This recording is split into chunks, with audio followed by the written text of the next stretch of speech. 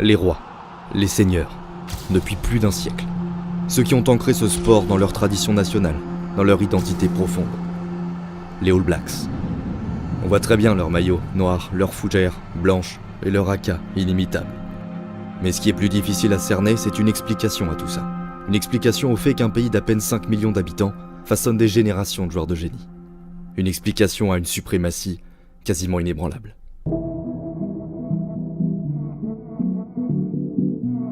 L'histoire des All Blacks, c'est celle d'une équipe qui gagne, presque tout le temps, depuis presque toujours. Certains, comme l'Écosse, tentent d'obtenir leur première victoire depuis plus d'un siècle. En vain. Japon, 0 défaite. Italie, 0 défaite. États-Unis, Canada, Fidji, Féroé, Géorgie, Samoa, Portugal, Roumanie. Écosse, 93% de réussite, 29 victoires, 2 nuls, 0 défaite.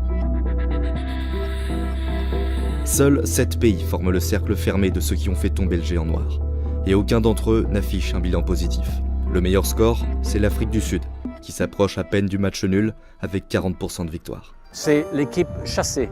Tout le monde veut nous battre, tout le monde veut épingler le maillot des Blacks à leur tableau de chasse. You love winning, but I guess that fear of losing or fear of dropping the standards or letting your teammate down, that's what drives the success. It's not wanting to win. I think the win is a byproduct of what we build within the team environment. La première explication du règne des Blacks se cache dans un événement fondateur. Passé les premières tournées amateurs à la fin du 19e siècle, où les équipes néo-zélandaises écrasaient déjà leurs adversaires, il y eut surtout cette première saison hors de l'Océanie. Nous sommes en 1905, voici les Originals. 976 points marqués, 59 concédés, 35 rencontres, 34 victoires. Leur unique défaite reste controversée, un essai ayant été refusé aux Blacks. À ce moment-là, quelque chose s'est éveillé. Ces premières tournées en 1905, en 1924, ont vraiment créé une espèce de moule pratiquement invincible qui a créé l'image du rugbyman néo-zélandais et l'image de réussite. Tous les joueurs qui sont venus après ça, ils ont été obligés de faire aussi bien, si ce n'est pas mieux, pour défendre un peu l'honneur du pays. Faire aussi bien, voire mieux. Chez les Blacks, la légende des aînés n'a pas la lourdeur d'un glorieux passé. C'est la promesse de victoire à venir. Une promesse offerte à chaque nouveau joueur. Quand on devient All Black, pas de bizutage, pas de blague, mais une cérémonie millimétrée, censée intégrer le petit nouveau dans la grande épopée.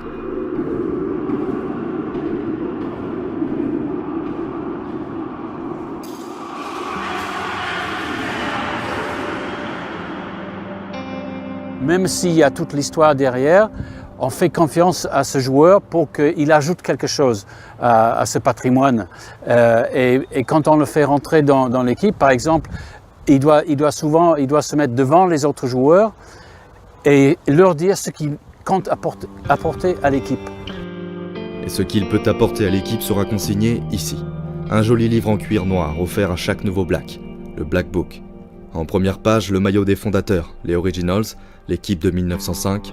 Sur celle d'après, celui des Invincibles de 1924, l'équipe aux 32 victoires sur 32 matchs. Les pages s'égrènent comme autant de succès, jusqu'aux pages blanches que le nouveau venu sera chargé de remplir lui-même. Portés par leur équipe, les nouveaux joueurs sont aussi soutenus par une incomparable ferveur. Celle d'une nation néo-zélandaise qui pense rugby, qui vit rugby. Les All Blacks changent l'humeur de ce pays.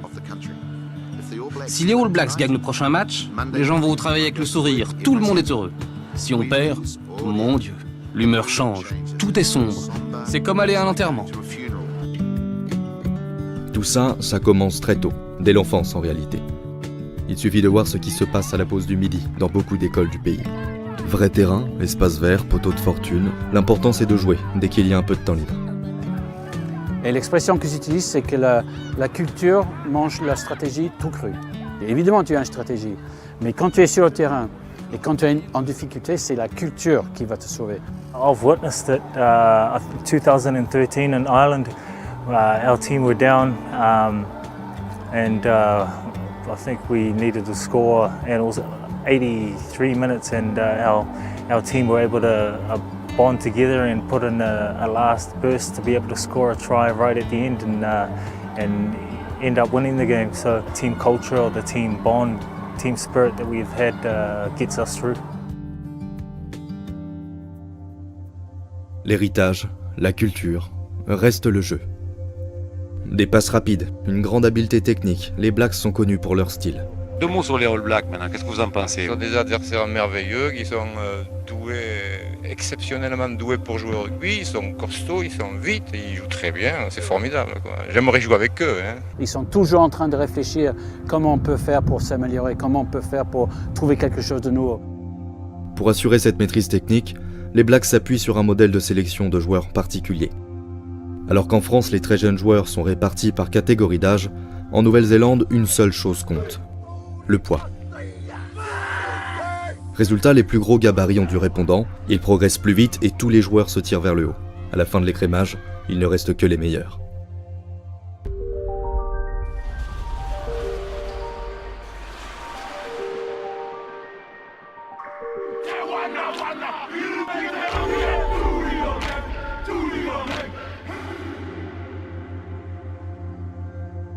Des sportifs poussés à briller, un fort sens du collectif et une passion nationale. Tout cela, ça se voit sur le terrain et ça s'entend. Car les All Blacks, c'est aussi un chant. Ou plutôt des chants, ceux que vous entendez depuis le début de cette vidéo. It's something great for our team to be able to bind together before the kick-off and just to feel each other's energy. I get goosebumps every time I watch it and yeah, definitely miss it. Bref, vouloir regarder un match des Blacks et louper le haka, c'est rater leur premier essai. Reste cette part de fragilité, la possibilité d'un fiasco qui fait des Blacks, malgré tout, des joueurs comme les autres.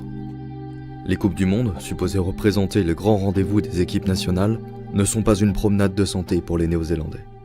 Les All Blacks ne gagnent pas toujours. Sur les 8 éditions de la Coupe du Monde de rugby, ils en ont remporté 3, dont les 2 dernières. Je suis convaincu que pendant cette Coupe du Monde, les Blacks vont sortir quelque chose de nouveau. Ils ont essayé de travailler dessus un peu en cachette depuis 2 ans. Qu'est-ce que nous, on peut faire pour essayer de rester numéro 1 et essayer de conquérir un nouveau titre, un 3e titre d'affilée?